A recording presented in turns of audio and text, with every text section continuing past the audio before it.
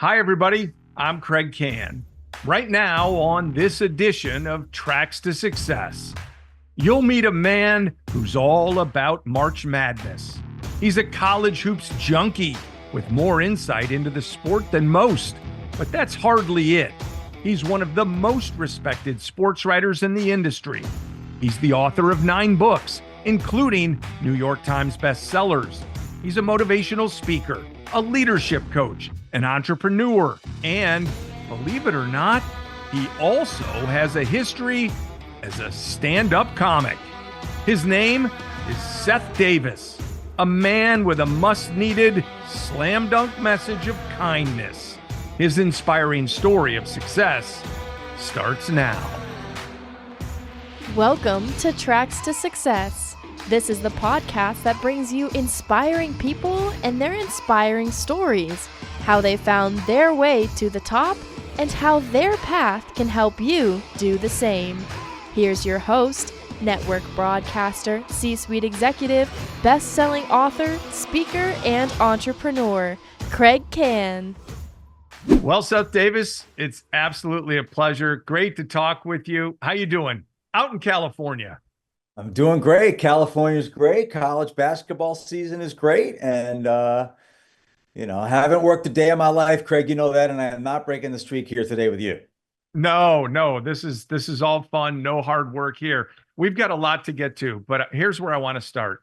Recently, some big news for you. And I know a lot of people have seen you March Madness, and we'll get into that, and sitting on the desk for CBS, for Turner, all that stuff. But recently, Mr. Hoops Junkie, right, launched a website and a new business. So tell us all about it.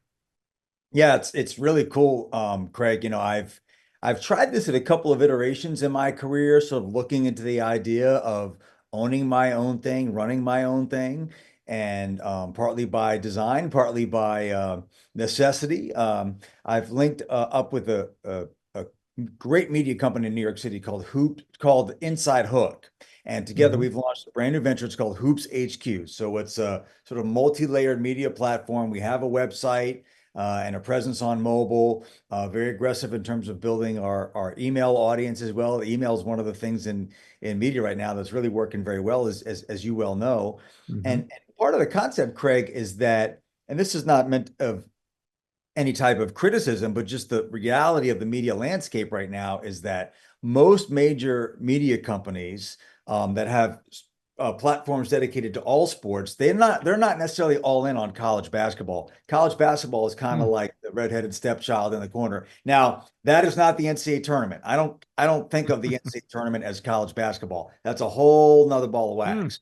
But in terms of college basketball, and that's a great opportunity for us at Hoops HQ because right now, college basketball, I think, is going through a great renaissance, partly because of the growth of the women's game in the wake of the Caitlin Clark hurricane that's blown through. But it's not going to stop because you've got people like Paige Becker still at UConn. Juju Watkins is the next supernova. She's a sophomore down the road here at USC. And then also, Kraig, because of all of the chaos and particularly the transfer portal, you have genuine free agency in college basketball. In other words, like the NBA is on fire in the summer because on July 1, that's the opening day for free agency, and all these big names are moving around. Well, same thing happens in college basketball for about a 30-day period, middle of March to the middle of April. And then you have recruiting things happening around that time, coaches moving around, realignment, legal cases settled, this whole pay for play thing coming down the pike. So the games are great. We're going to cover the games, but there's a lot more to cover, and we're just going to be all in all the time. Fantastic. I'm going to ask you because you just brought it up. Has Clark been treated unfairly in the women's game, in your opinion? It's so funny. When you said Clark, I go to Clark Kellogg. No, I don't think she's been treated unfairly at all. I mean, I think she has drawn an incredible amount of attention, and she's earned every bit of it. And so when somebody comes into a league like that, I think, Kraig, what mostly happens with Caitlin Clark is the high level of scrutiny and interest. It actually reminds me of Tim Tebow when he first got to the NFL. It was like this interest in an athlete who was doing great things, but there was a mystique about this person. And she was super interesting. And look, the other players in the WNBA were not necessarily rolling out the welcome mat for her, No. nor should they, nor have any league ever done that for any rookie. And because of who she is now, this is 2024, and in an age of social media and this constant, in a good way, mostly, I think, intersection of uh, culture, race, politics, entertainment, sports. These athletes have the ability to promote themselves on social media, and they're marketable in a way that they weren't even just a few years ago. So it's kind of a perfect storm in a lot of ways. But the bottom line is, everybody cannot disagree by when I say that she was huge for the WNBA. The WNBA was absolutely on fire. The finals Mhm. were incredibly entertaining with a game 5 going to overtime. And my buddy Sabrina Ionescu managed to win it for the New York Liberty despite having maybe her worst game as a professional. So women's basketball is on fire. And I can tell you, like I said at Hoops HQ, we want to cover women's basketball because we want to ride that wave. I can tell you have zero passion for basketball, for college basketball, for men's, women's, doesn't matter. Has it always been your passion? If we were going back to you at 8, 10 years old, were you a fanatic back then? Well, I'd like to think that I'm just kind of an enthusiastic guy for life. I grew up in Maryland, just outside of Washington, D.C. At the time, I was an absolute nut for the Washington then Redskins. We had season tickets to RFK Stadium, which my dad Mm. would take me every Sunday the Redskins were playing. And back then, of course, they were dominant. Joe Theismann, John Riggins. I had Craig for my bar mitzvah theme was a Redskins theme, and every table was a different player. So John Riggins was my table, which was the head table. And I love telling the story because if you fast forward however many 15, 20 years, 25 years down the road, John Riggins was hosting a sports radio show in Washington, and he direct messaged me on Twitter Wow. asking me to come to his show. Now, that's not the ultimate full circle moment. I will tell you from a college basketball standpoint, growing in Maryland, the player who was the Cupid who shot the arrow through my heart was Len Bias at Maryland. A huge, huge Len Bias fan. And obviously, when he died 2 days after the Celtics drafted him in 1986, it was devastating. But he was a Maryland kid. And this was back in the day when players didn't go pro. So he was at Maryland for 4 years and an All-American and the best player in college basketball. And he was like Michael Jordan plus a couple of inches, at least at that time in his career. So the Terps and Len Bias in particular. And then of course I got to Duke, and I arrived at Duke at the same time as Christian Laettner did. And between the two of us, we won 2 national titles in those 4 years. So just kept riding the wave from there. Yeah, Len Bias, he was set to have the most amazing career, and it is sad. You touched on the business of college athletics, and you said going pro. Aren't they already pro now? I mean, hasn't it changed that much? Well, there's certainly a lot closer to it. I mean, it depends on how you would define it. If you're defining it as making money for playing basketball, yeah, they're absolutely professionals. There's still a lot to be worked out, Craig. I mean, a lot to be worked out, even as these cases that are coming to a head are getting resolved and getting officially settled. Like, how do you deal with Title IX, for example? There's no guidance Hmm.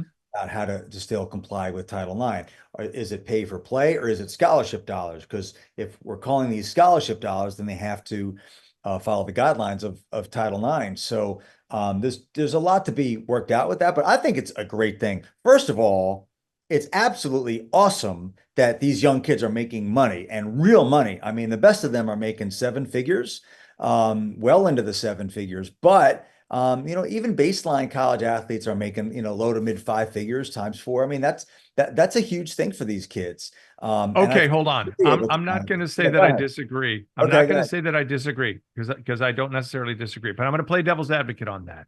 You Okay. said it's amazing that these guys, gals, they're getting paid 7 figures, whatever it might be.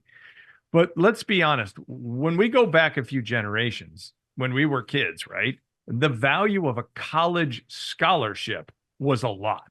Okay. Has that been devalued to the point that nobody cares about the educational value of playing sports anymore in college? I mean, if anything, the value of a college scholarship is grown. you can look at any statistics in the business world and over somebody's lifetime, the difference in their lifetime income if they have a college degree and they don't have a college degree. And I've sort of been accused as being part of that old guard, keep the old system, don't let the players get paid. And, this cartel, as my buddy Jay Billis likes to use. I wasn't necessarily about preserving the old system, but I never liked it, Kraig, when people said, oh, these guys are playing for nothing. They're not playing for nothing. A college scholarship is a lot. And by the way, it's not just the scholarship for tuition, it's room, it's board, it's food, it's books, it's tutoring. And then also, by the way, they're getting an education in their sport. So they're getting first-rate training, practices, media exposure, game experience. So my issue, I never liked it when people said they're not getting anything. That was just factually untrue. They're actually getting a lot. Now, you can make the case that they're not being compensated fairly, that they should be getting more. But when you tell me they're getting nothing, I'm just a facts guy. Like, let's just state the facts accurately. And I would never get off of this. People say, oh, you just want to preserve it. So no, I want them to be able to make money. And by the way, Kraig, it was always about NIL. Like, this is not NIL, name, image, and likeness. To me, name, image, and likeness was if you want to go sign autographs and get paid, if you want to be in a car commercial or have a relationship with business folks in the endorsement space, make as much money as you can. Let's not restrict that. We went right past that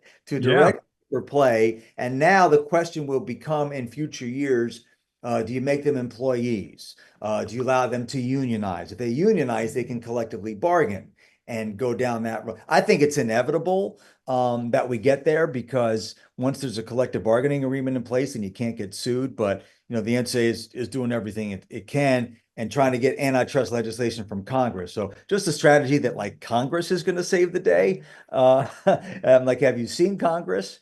It's kind of where we're at. It's pretty chaotic. All right, I've already learned in just a few minutes' time, there's no producer in television that's going to be able to get you to hit the stop sign. They're just going straight to commercial break, and they're yelling at you. We're podcast mode now. Great stuff. Now, you are speaking of business. We're talking about business. You've built a pretty strong one for yourself over the years, a great resume. Co-founder, editor-in-chief, Hoops HQ. We just talked about it. 22 years a writer for Sports Illustrated. Still, arguably the greatest publication in sports history. 6 years at The Athletic. 9 books and counting, I'm guessing. New York Times bestsellers a few times as well. Now, that's an amazing resume. I don't know how you find time to do all that and all the other things you do. Did you want to be that writer when you were a kid? Is that what your parents said? Seth, come on down for dinner. Quit writing up there. Yeah, and still have time for podcasts. It's interesting, and I know you and I are of the same generation, so you'll recognize some of these folks. Like, so first of all, when I was in high school, back in the 1980s, we got our sports news from the local news. It was the local newscast. So it was a 6 to 7 newscast, and at 6:41, George Michael came on and gave you 8 minutes of sports, right? It was in DC. Channel 4 was NBC, Channel 7 was ABC, Channel 9 was CBS. Glenn Brenner was my hero. He was the CBS sportscaster. So I saw those guys and said, okay, that's what I want to be. That's me, right? Like, they're having fun, probably making good money. I'm a bit of a ham, as you can tell. So it seemed to dovetail, but I did always have a passion for writing. I come from a very political family. As you know, my father went to college with both Bill Clinton and George W. Bush and Hillary Clinton and Joe Lieberman and that culture at Yale. And so our favorite movie was All the President's Men, which is very interesting right now with what's going on with the Washington Post. And so I always had this admiration for writers and journalism. And it was just at the time where there were people like Will McDonough, who was a Boston Globe NFL writer, but he was also on the NFL Today. Pete Axthelm was a writer who also was an essayist for ESPN. And so I kind of thought about, do I want to write or do I want to be on TV? And I really did, Kraig, at that time say, maybe that's the type of TV that I could do. I could be the writer who has studied something and written something, and they come to me with, there seemed to be a gravitas about it. And so when I went Yeah. to Duke, I mean, I wrote for the paper and I started a show at the TV station called Cameron Corner. Coach K was my first guest. Obviously, I was there for an incredible run for that basketball team. So I always kind of had two hands and 2 feet in both camps. And I have to say, it's worked out a lot better than I ever planned. I would have never pitched this role that I have in television on CBS and Turner. But it's something I've been able to sort of manage, being like, I'm not like the best writer ever, and I'm not the greatest broadcaster ever, but I think it's having that dual versatile skill set has really served me well. Yeah, but you wear a suit well, and you wear a pocket square well. Very And important. yeah, very, very important. And you know what? Like Yeah. writers moving into television. I mean, I remember in my time at Golf Channel, you'd had a lot of these golf writers who I respected a lot, but they looked at TV guys like we were, oh no, get away from us. You guys think you're too cool and all that stuff. And now they've all moved into that space. And everybody's friendly, and bringing it together. So you kind of trailblazed a little bit. There are a lot of people in your arena, if you will, that have done that. Yeah, I think you're seeing more of it. Like I remember when I was at Sports Illustrated, Jack McCallum, the veteran NBA Mhm. writer, to have this. He lives in Bethlehem, Pennsylvania. So he used to have a Sports Illustrated golf tournament called the Christmas City Classic. So we would all go down there and have a great day. And this is right about the time that CNN SI as a network came on board, and they were Mhm. using Sports Illustrated writers. That was an idea that was before its time. And I remember, so I was very junior at the magazine, but I was getting great exposure on that network because none of the other writers really wanted to do it for the reason that you explained. And so I was down at this, I swear to God, I remember this. I just saw him the other night. Tom Verducci was there, and we we're Yeah. talking, man, you're really doing a lot of this TV stuff. He's like, they're asking me to do this TV stuff, and I'm just not into it. I'm not. I said, are you kidding me? Look how handsome you are, man. You would crush it. You can just tell. I could just tell. Now, did I know he was going to be as amazing? I mean, yeah, I guess I did. But yeah, you have Wilbon and Kornheiser, sort of trailblazed in that space. So yeah, Mhm. I mean, I get asked a lot, Kraig, which do you like more between writing and TV? And my answer is always television is more fun, but writing is more gratifying. So I've been extremely fortunate that I've been able to carve out this writing career, but in my blood, in my DNA, like I'm an ink stained wretch, and I think I'm at my happiest when I'm just grinding at the keyboard, trying to get to what I want to say, and then that feeling when you do feel like you're saying what you want to say, that's really who I am at my core. A quick minute to welcome a partner to the podcast and tell you about a great deal just for you. Here's a question. Do you wear hats? Of course you do. Then you need to know about Ahead. Ahead doesn't follow the trends, they set them, providing the best in headwear, styles, fabrications, and ornamentations for 25 years. And by listening to this podcast, you get a chance to save big. Visit aheadusashop.com and use the code TTS, that's Tracks to Success, to receive 20% off your order. That's aheadusashop.com and use the exclusive code TTS, 20% off, just for listening. We're talking with Seth Davis, editor of Hoops HQ, also a big-time author, and we're going to talk about your books in just a minute. But you were recently in Sicily, I believe, keynote speaking, and the whole message was an interesting one for me. Kindness. Now, I didn't even know they had a conference that would be, centered around that word, but I kind of like it. You are a kindness advocate. Talk to me about it. Yeah, thanks for asking. It's just a wonderful story, and it's a great example. And I talk to people about this, especially my 3 sons, that you don't always have to have great plans, but if you have kind of a lodestar of what you want to do and what you want to say, and then if you tell enough people that you have this kind of amorphous vision, they'll help you get there. So, it started a few years ago. I'm active on Twitter, to my great dismay, because it's a most unkind place, as you know.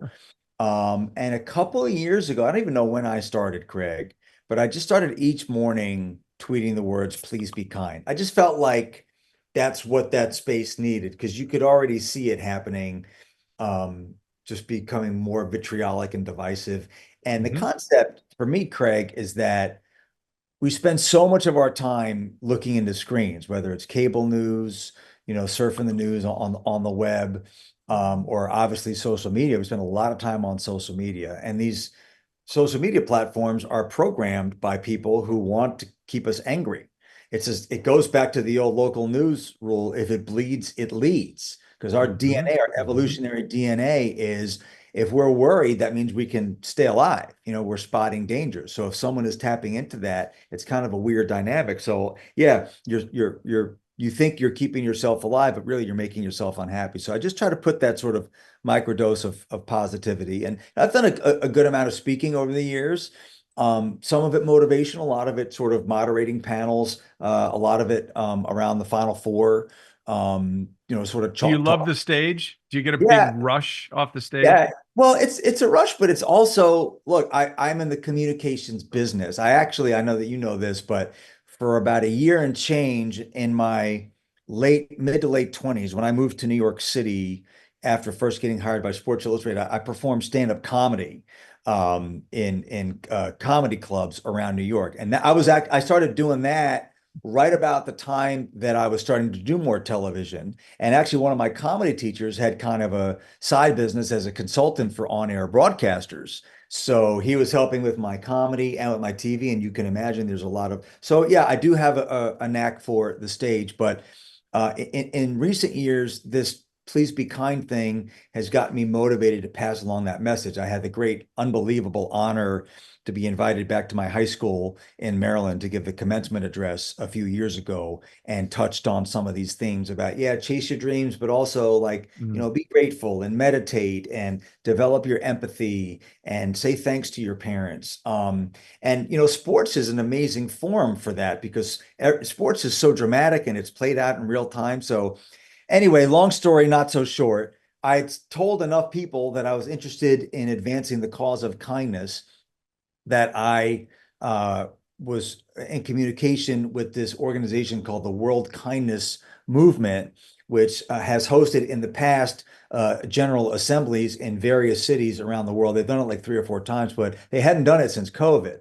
And so I heard that they were doing a general assembly in Palermo, Sicily, and I weaseled my way into being invited. So I went over there, and it was just a great experience. Met some beautiful people, and I'm hoping to.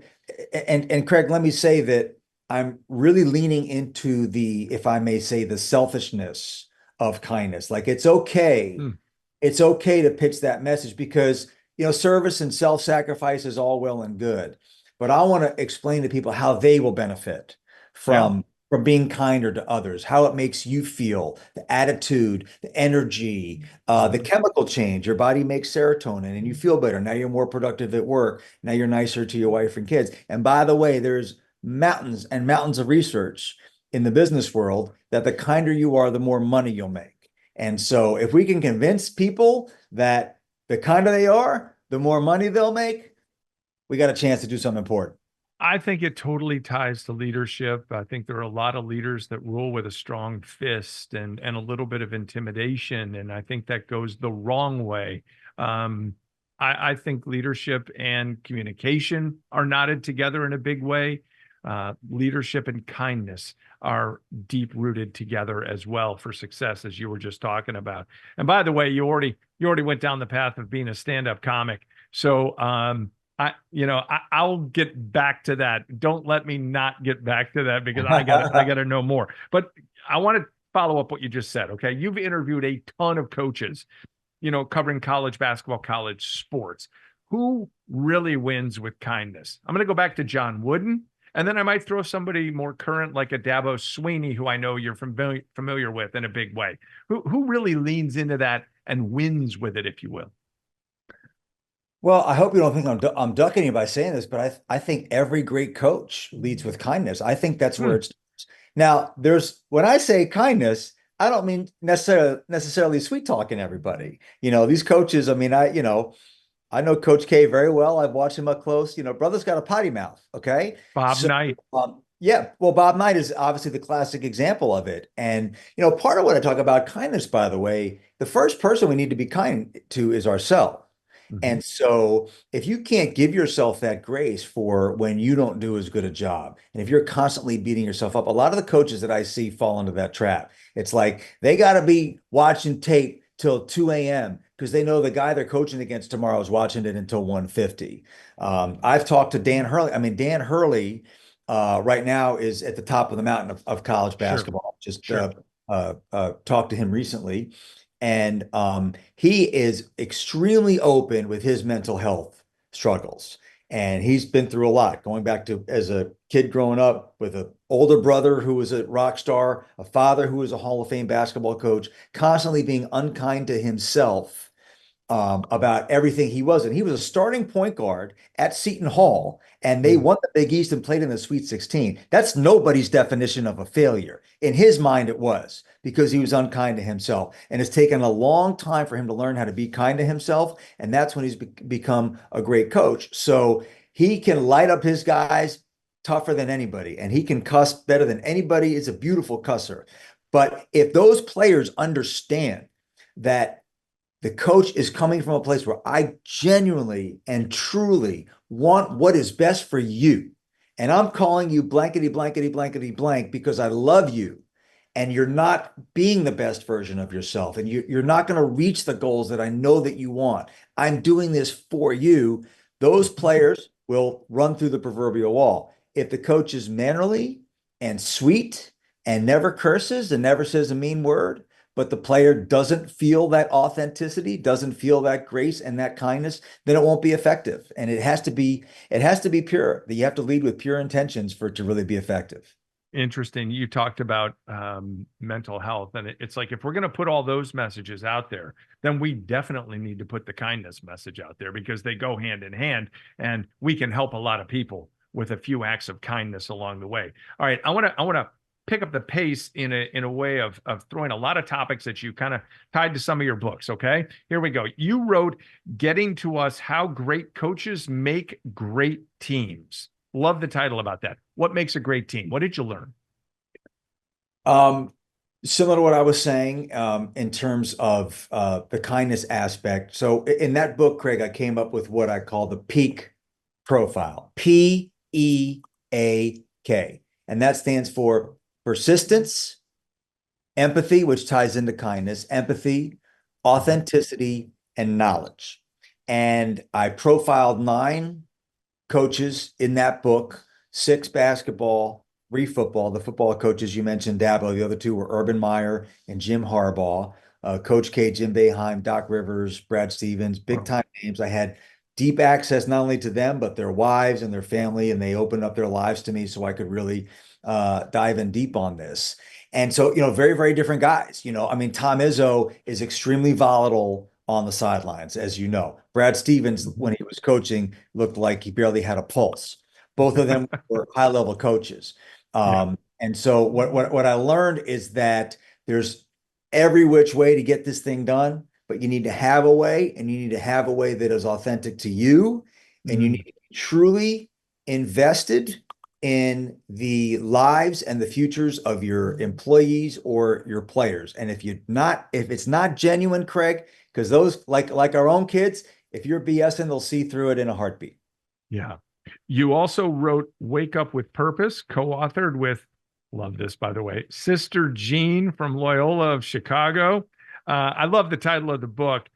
I talk about the importance of Mondays and also Fridays. A lot of people mail it in on a Friday. They can't wait to get to the weekend. I use Fridays. I block off time and I reach out to people I haven't talked to in a while. I help build relationships on Fridays. I try to talk to people that I'm not trying to sell them anything or talk about my values. It's kind of a catch up or a get to know. Wake up with purpose. What did you learn from Sister Jean about that? I learned she's amazing. So the title "Wake Up with Purpose" came kind of as we were writing in concert with the editor. I didn't know what the title was, but I knew what I wanted the subtitle to be, which is the one that we use, which is "What I've Learned During My First 100 Years." Uh, because It imparts a little bit of swagger, which she has. Um, but I think the main thing I learned from her, Kraig, is just the value of simplicity and Mm. staying in the moment. And you talk about kindness, like a lot of people, say to her, like, well, what's the key to living so long? And by the way, she's 105, and she's mentally sharper than anyone that I know. I mean, she still calls me and emails me, and Wow. it's great, great, great, great friends. But one thing she talks about is, once in a while we all need to pat ourselves on the back. So she talks about how whenever she goes to sleep at night, and I do this too, it's kind of called a bedtime meditation Mm. where you go through your day and you try to remember everything you did that day. And at every turn, you compliment yourself for something. And so it's a great way to fall asleep, but it's also a great spirit. So she's just an unbelievable lady. I'm going to talk about that a little bit in my Getting Ahead segment at the end of this podcast, celebrating successes, because it's really important, and also tying that into kindness. So I'm glad you brought it up. One of your New York Times bestsellers, the John Wooden book. All right. Now, that's amazing. You can just stop at John Wooden and people go, whoa, let me just listen. What stood out about him that maybe we don't know? You know, this may shock people, but John Wooden was actually not perfect. He was actually not a two-dimensional character. And, so many people said, well, why would you write a book about John Wooden? There have been so many of them. And I said, well, most of them don't go real deep. And I wanted to write about that third dimension, which is not a takedown. I didn't want to, oh, this is the dark side of John Wooden. I wanted to present the man in full with his, including his flaws, as we say in the publishing business, warts and all. And my thing is like, writing about somebody's flaws isn't a takedown. I think we're most likable when we show our flaws. And so, he was a flesh and blood guy who had to manage a lot. I mean, he grew up in rural Depression era Indiana, and when he grew up, I mean, his house had an outhouse. They didn't have running water. And Mm. then fast forward, 40, 50 years, and he's coaching in the late 1960s in Los Angeles, California, at the time when not only was television booming and college basketball booming largely because of him, but you had, the civil rights movement and the Vietnam War and all the counterculture things that he had to manage, and having to relate with younger players, particularly black players. And he was not a touchy-feely guy. He kind of saw himself as a basketball coach. He had a figure inside of his program by the name of Sam Gilbert, who was kind of a mobbed up lawyer type real estate tycoon in LA, and was giving his players benefits in gross violation of NCAA rules. I wouldn't even say it was an open secret. It just wasn't a secret. Everybody knew this, but the NCAA was not going to kill the golden goose. And, John Wooden had to manage that. And then it was interesting how, later in his life, it's always interesting as a biographer, and I interviewed him a few times, but when I really dug into the book, he had just passed, all the stories he told about his life, and then you go back and it's like the memory was faulty, right? Like the stories, Yeah. as the older we get, the better our stories get. So, sifting fact and fiction and putting all that together was an interesting project. Beautiful guy, amazing guy, lived an extraordinary life. But a very real human, and that's who I wanted to write about. In addition to hosting this podcast, Kraig leads the Kann Advisory Group, focused on elevating communication for companies and individuals. Company consulting, team and individual workshops, mind-altering virtual programs. To learn more and to find out why the Elevate workshop has been labeled the most powerful experience in leadership communication, visit cannadvisory.com. And when you do connect, mention the Tracks to Success podcast to receive your special discount. Now, back to the interview. Back with Seth Davis and some news of note. At least I think it's noteworthy, and I think you're probably going to think it's noteworthy as well. Joining me and the team at Kann Advisory Group. All right. So I'm breaking a little news here on this podcast, although the news has already happened, but a senior advisor and helping deliver on multiple platforms. I know why I'm excited. Tell me why you're excited.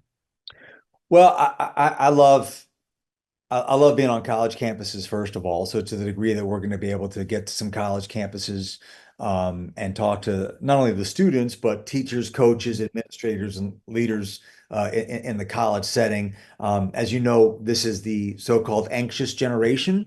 And I think that just by giving those young people some very sort of simple, basic tools that can help reframe their thinking and redirect their incredible young energy, I think is incredible healthy. I wish someone had done it for me, but I didn't grow up around this time in 2024.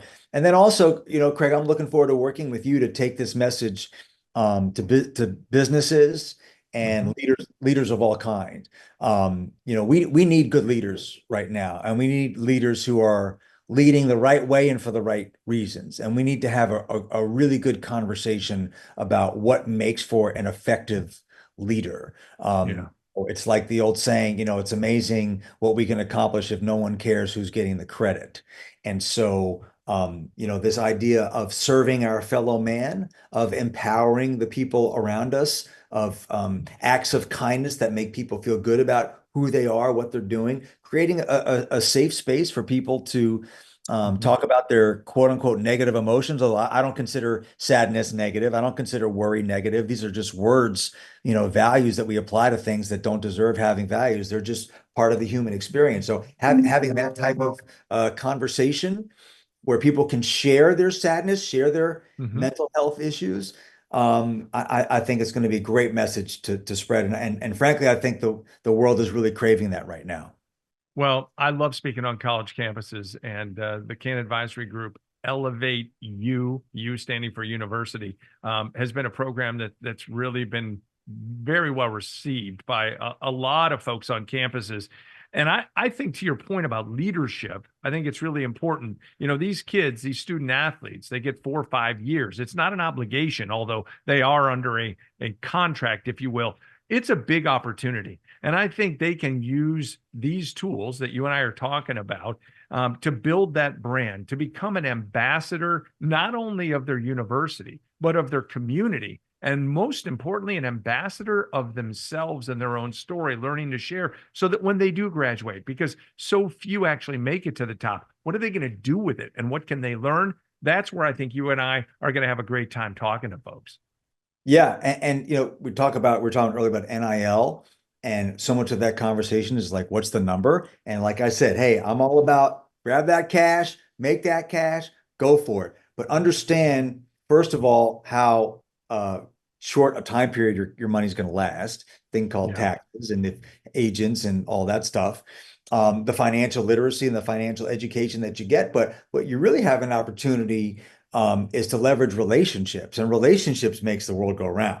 And Yeah. so if you are an athlete, if you're a volleyball player at the University of Texas, where two of my sons go to school, um, you have a chance to meet so many people who are going to be your Yeah. network for the rest of your life. I mean, you and I met because, you were on the Golf Channel and I was at Sports Illustrated on the golf beat. And so now we're doing all this great stuff together because we've known each other for a long time. And so, you know, it's sort of about that finding your why. And like young people are not used to thinking long term, 5 years from now, 20 years from now, 30 Right. years from now. Like why am I playing? Why am I spending all of this time? Is it to make a fast buck, or is there a better play here where down the road you think you're making good money now? Wait do you see how much you can do 20 years from now if you play your cards right now? And it really comes from developing as a person and as a human, knowing who you are, being a kind person that other people want to spend time with and therefore hire and therefore do business with you and therefore pay you money. And so putting you on that guide path where you can be ambitious, but also balanced in your mental health, free to address your mental health and have that all. It's not an either or game. They have to Right. work together. And that's going to be our message. Well, I'm thrilled. So I'm just going to say right here on this podcast, thanks for joining. And I'm really excited to be standing next to you. Yeah, I'm excited too, Kraig. Let's get going. Yeah, let's get going. Okay. Um, I mentioned the college basketball season, and it's underway. March Madness, we talked about at the very top. Madness. You said it's not even college basketball. Being on that desk, monitors everywhere, games all over the place. What's it like? Uh, does it look fun?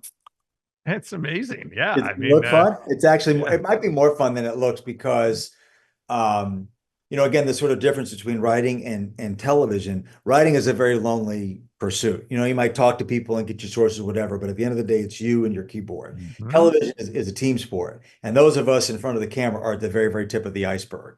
So I'm working with researchers who are, saying stuff in my ear all day, and production managers and people bringing food and makeup artists and sound people.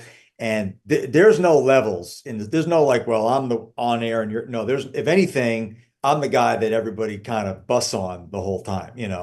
And the places where I've worked, CBS and Turner, like amazing cultures like that. This goes back to the kindness thing, Craig. Like people aren't hiring jerks. And so it's a blast. The energy, the adrenaline, being able to watch all the games. Believe me, I promise you. I mean, I've been that with that TV situation for, I think 21 years, being my 21st selection show. There's not 1 second that I've taken it for granted. Not one. It's just amazing. And I know I work hard. I know I've made my own luck and blah, blah, blah. I'm very, very lucky to be able to do something I truly love. Kenny the Jet's a part of it. Barkley's a part of it. Yeah. It's like everybody wants to be Barkley. Is he that funny? Is he You know that what? funny? Yeah. Yes, he's that funny. Um, you want to talk about kindness, Craig. You want to talk about kindness. Charles Barkley is one of the most loving people I have ever met. There's not a human being that comes across his radar that Charles Barkley is not genuinely interested in. Hmm. Some of it that I think he doesn't like to be. I've talked to him, I'm like, you don't like to be alone. Like, we got to unpack that a little bit in therapy. But he just loves people. And again, he's not like, oh, well, Shaq, I'm going to go talk to Shaq because he's here. I'm not going to talk to this, the sound. Like, he's just as interested in everybody. And I'll tell you something else. I've interviewed Charles in a couple of settings at a podcast. I had a digital show. And yes, he's very funny. But every time I've interviewed him, I've wanted to have a serious conversation and talk Yeah. about serious things because he's a very thoughtful person, Mhm. obviously, especially on matters of race. I don't know anybody in the public sphere, political, sports, entertainment news, anybody who is better at talking about race in America than Charles Barkley. So, and we FaceTime and he's the best. I love him. He's earned his platform. He's used it well, and he's got a message. You have to listen. You have to really listen. Not a lot of people are really good listeners. You got to listen to Barkley. He's got so much to say. Okay, speaking of funny, let's get back to the stand-up comedy thing. Why'd you stop? Why'd you get into it? I mean, were you funny? Were you funny? Well, when you're starting off, everybody sucks. So what I would say is I definitely sucked, but for somebody who sucked, I was pretty good. And I do think if I had really stayed with it, I could have been pretty good at it. Now, would I have been successful? I don't know. But look, you can't be great at anything unless you're giving yourself, my coaches have an expression, you see a plate of bacon and eggs. The chicken worked really hard to make that breakfast, but the pig was committed. So unless you're committed, it's hard to really be all in. But I grew up listening to George Carlin was I could recite all of his stuff and Richard Pryor. I'm a bit of an impressionist, and so I was a kind of a Rich Little fan. And so I just loved all that. And it was like you're like, oh, but I could never go on stage and do that. And when I was living in New York City, a very good friend of mine took stand-up comedy classes at the New School down in Greenwich Village, and as part of the course, you get 5 classes, and then you get to go up on stage at the comic strip on the Upper East Side, which is where like Jerry Seinfeld and Paul Reiser and these guys all got their start, Mhm. Chris Rock. So when he said this to me, I'm like, oh, I could never do that. Actually go on stage and do it. And then he showed me a videotape. We'll have to explain to your younger listeners what a videotape is. A That's videotape right. of him That's on right. stage and his classmates. And of course, they were all beginners and they were terrible. And I'm like, oh, I can suck. I can do that. Oh, I can go on stage and suck at it. Like, I didn't realize that was an option. So I did the course and I got on stage.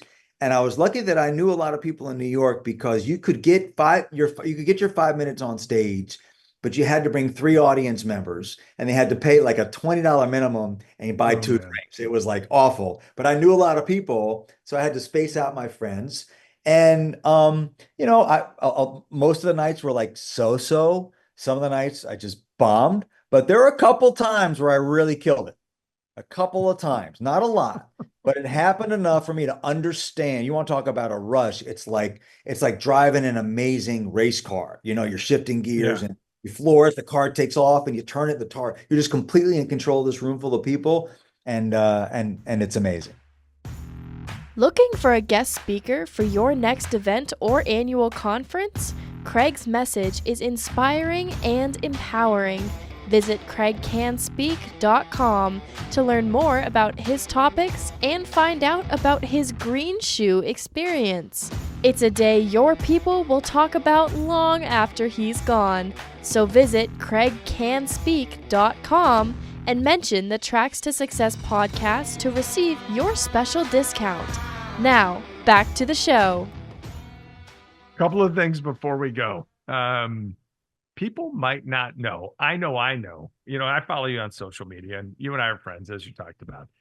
So I get Sharpie all the time. You always get Sharpie anyway. Okay. But Yes. there's another thing that you're really big into, and it's around the holiday season, and it's the movie It's a Wonderful Life. Okay. Now, maybe this ties into the kindness thing, and maybe that's where it all came to be. Now, my kids laugh at me, but that is mandatory viewing for me on Christmas Eve. I watch it every year. I had to take a class at the University of Missouri. I actually took the class when I was there because I thought it would be easy. Intro to film. All right. And I thought I'd just have popcorn and watch movies, and I thought I'd get, an A. I had to work my butt off to get a B in that class. And you learned everything about how movies were made and all that stuff. Why do you love It's a Wonderful Life so much? And now for all you listening and watching, you wait till Christmas Eve when he starts reciting all the lines and all that stuff on X. Twitter. X from the Twitter. Yeah, I mean that happened organically. One year I was just watching it and I started live tweeting it, and the response was so great. This is what I'm talking about, Kraig, is like people think of Twitter as this awful place, and it is. If you inject good feelings into that, people are like, thank you. Like everyone is starving in the desert for this. So it was my parents' favorite movie growing up. So we used to watch it growing up a lot. So I always had a baseline knowledge of it. And look, I think it's the greatest movie ever made. I think it's literally perfect. The way that Frank Capra uses humor, and I do this in my speaking, as I talk about my stand-up comedy, like, if you, whatever message, like you got to drop in some punchlines to your talks. And he did that all the way through. And it's a great example of what we're talking about is this incredibly beautiful guy, George Bailey, was the most kind and generous and thoughtful and giving. He put everybody before himself, including himself. So he was very unkind to himself. He thought he was a failure because all he ever wanted to do was to get the hell out of town. And every time he had a chance to get out of town, it didn't happen. And he was always scrounging for money. He had these dreams to make him, he walks in, I wish I had $1 million, hot dog, all he wanted, I'm getting the chills talking about it. And meanwhile, he had this incredible wife who loves him, this incredible family, this incredible network of friends. He built something amazing. Like, what's better than providing people with homes? He lived this incredible life, but he was unkind to himself. And then he tried to do the unkindest thing of all, which was to take his own life. And as an aside, Kraig, and I could go on for hours about this. You made the mistake of asking about the movie, but the reason why this became so popular, this was kind of a forgotten movie in the 1940s. I don't know if you know the story.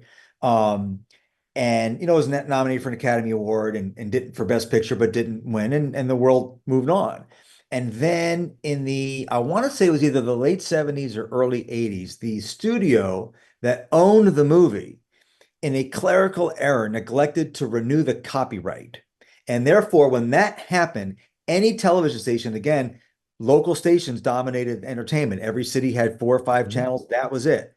Any local television station around the country could air It's a Wonderful Life and not have to pay for it. So it was free money because you sell ads against it. So it was, if you remember, we were growing up, it was every station, everywhere. So the woman, Carolyn Grimes, who played Zuzu, the little girl with Zuzu's pedals, she's walking down the street one day and she walks by one of those TV stores with like 20 TVs in the window and the movie's playing and she's looking at it and she's like, I think I was in that movie. Was I in that movie? Like she wasn't sure. She's like, you're like a child actor. She did a bunch of things and never thought about it.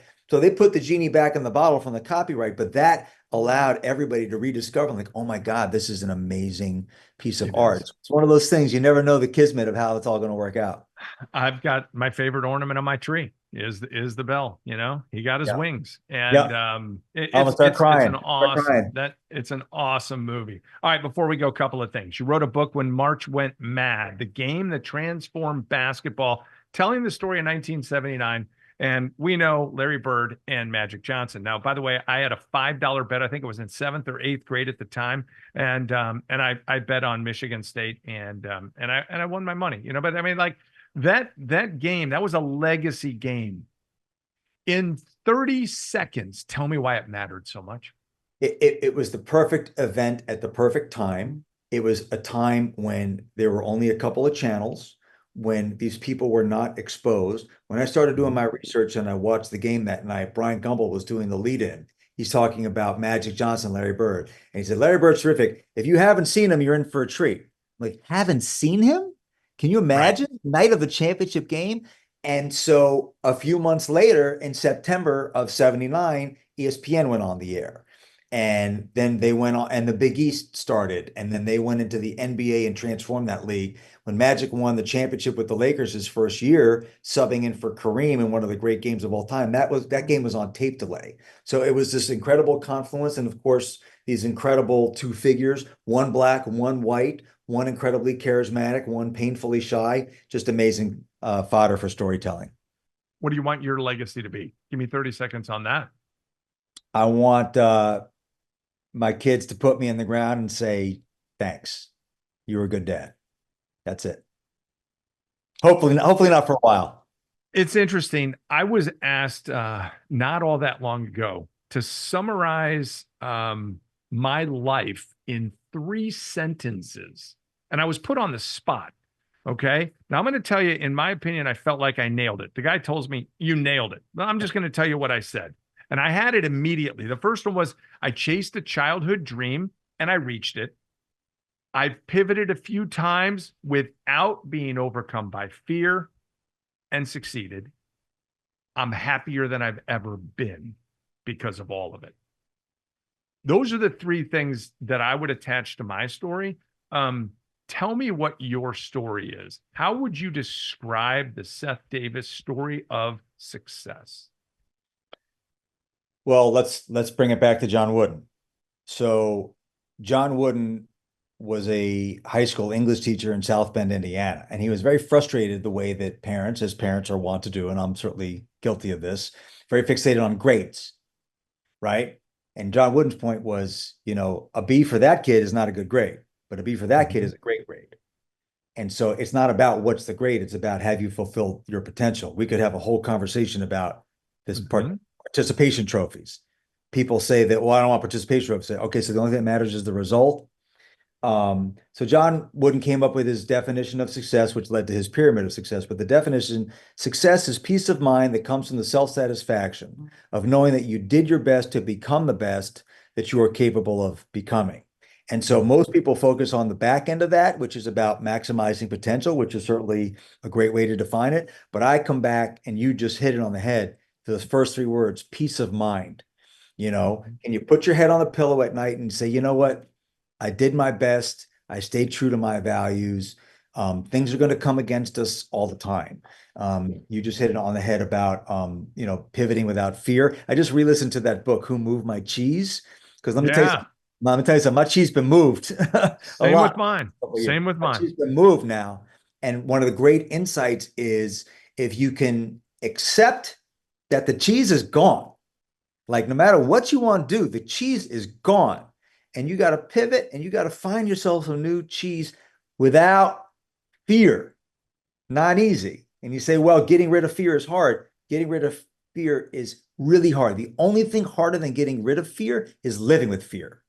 And so just sort of finding that spiritual center of, hey, man, let's just go. To me, it's a great thing to model to my boys. Like, I've had some setbacks and lost some jobs, and be like, hey, man, you see me moping? You see me saying, why me? You see me playing the victim? Like, You said, I didn't deserve to get laid off. Who says I deserve the job in the first place? Let's go. Next play. Next play.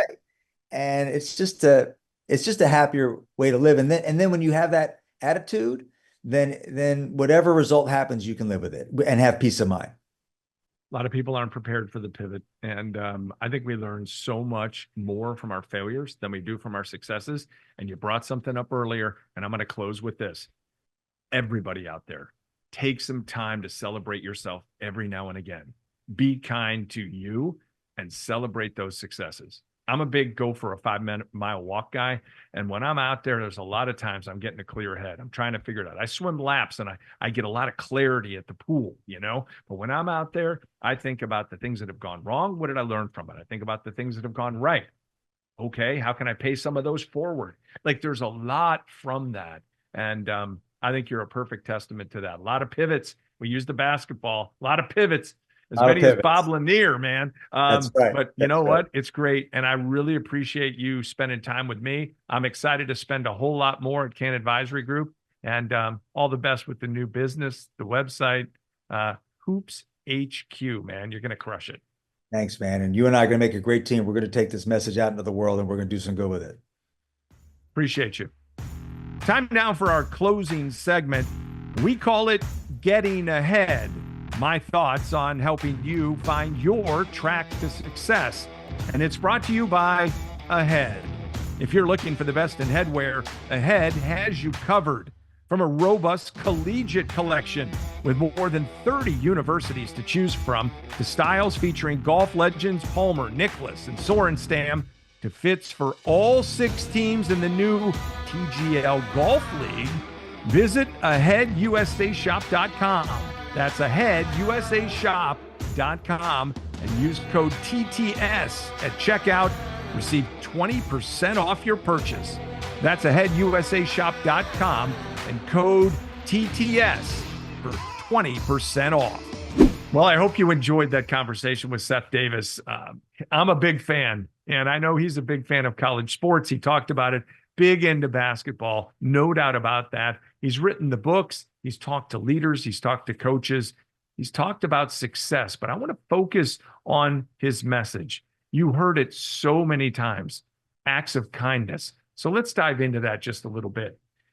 If you think about getting ahead, which is what this segment is all about, and what it takes to get ahead, we focus a lot in success on things like having a talent, a skill set that gives great value to an organization, leadership skills, the ability to communicate, the ability to present yourself or a topic of expertise, and a team attitude. You got to have all those things. But when you listen to Seth talk and he's preaching about kindness, we try to build a following that other people are attracted to. And aren't we all attracted to kindness? I think that's really big. One of the biggest things that I talk about in all my workshops and all my keynote speaking is building a brand that others will want to follow. And if we work on kindness, that's something we could all use a little bit more of, don't you think? One more thing, and I want to go back to something that I said when we were having our conversation, and that's about celebrating successes and being kind to ourselves. And I mentioned that I go for walks and I think about the things that have happened to me. So here's what I want you to do. If you're trying to get ahead and good things happen to you, jot them down somewhere, write them, journal the failures as well, because a lot of times our success comes from some of those failures. He talked about it, losing jobs and people moving our cheese or ripping our cheese away, as they say in that famous book that maybe you've read. Bottom line is this: we do need more kindness in the world. We need to be kind to ourselves. And if you want to get ahead, you know what? Your tracks to success become a whole lot better with a little more being kind to others and kind to yourself. I hope you enjoyed the conversation with Seth Davis. More great guests coming this season. I'm Kraig Kann. Until next time, let's stay connected. Don't forget to subscribe to the show for more great interviews and Kraig's thoughts on reaching your highest personal and professional summit. Find it wherever you get your podcasts and on the Kraig Kann YouTube channel and KraigCannSpeak.com.